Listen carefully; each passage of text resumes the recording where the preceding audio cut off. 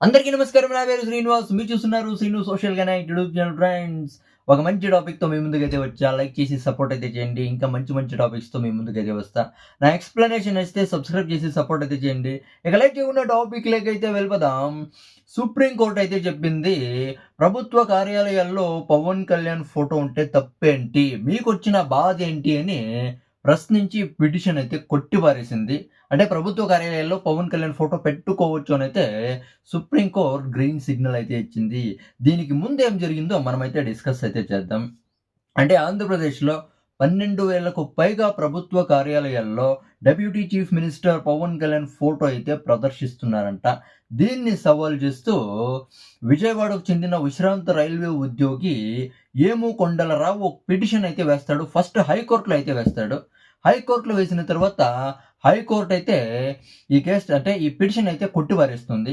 దాని తర్వాత సుప్రీం కోర్ట్‌లో సవాల్ అయితే చేస్తాడు. దాని తర్వాత అంటే ఏమని చెప్తాడంటే, ఇప్పుడు ఉప ముఖ్యమంత్రి, డెప్యూటీ చీఫ్ మినిస్టర్‌కి రాజ్యాంగ హోదా లేదు. రాజ్యాంగ హోదా లేనప్పుడు పవన్ కళ్యాణ్ ఫోటో ఎలా పెడతారు? ఒక డెప్యూటీ చీఫ్ మినిస్టర్ ఫోటో ప్రభుత్వ కార్యాలయాల్లో 12,000కు పైగా ప్రభుత్వ కార్యాలయాల్లో ఎలా పెడతారని ఈ పిటిషనర్ తరపు న్యాయవాది అయితే క్వెషన్ అయితే చేస్తాడు.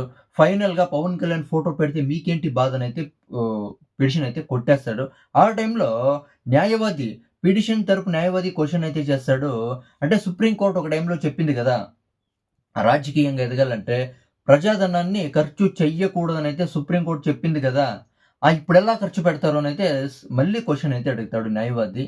దాని తర్వాత ఫైనల్‌గా ఏం డెసిషన్ తీసుకుందో తెలీదు. ఫైనల్‌గా సుప్రీం కోర్ట్ అయితే చెప్పింది. ఇది పిటిషన్ అయితే కొట్టిపారేసింది.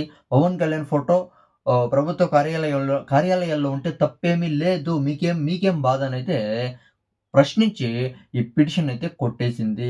ప్రభుత్వ కార్యాలయాల్లో పవన్ కళ్యాణ్ ఫోటో ఉండొచ్చు అనైతే సుప్రీం కోర్ట్ అయితే చెప్పింది. దీని నుంచి ఏము కొండలరావు అన్నీ మూసుకొని వెనుదిరిగినాడనే చెప్పొచ్చు. ఫస్ట్ హైకోర్ట్‌లో చెప్పినాడు. దాని తర్వాత సుప్రీం కోర్ట్‌లో చెప్పినాడు. సుప్రీం కోర్ట్‌లో గూడా ఈ పిటిషన్ అయితే కొట్టిపారేసింది. ఇక దీని గురించి మీరేమనుకుంటారో కామెంట్ అయితే చేయండి. నా ఎక్స్‌ప్లనేషన్ నచ్చితే సబ్స్క్రైబ్ చేసి సపోర్ట్ అయితే చేయండి. లైక్ చేయండి. By by.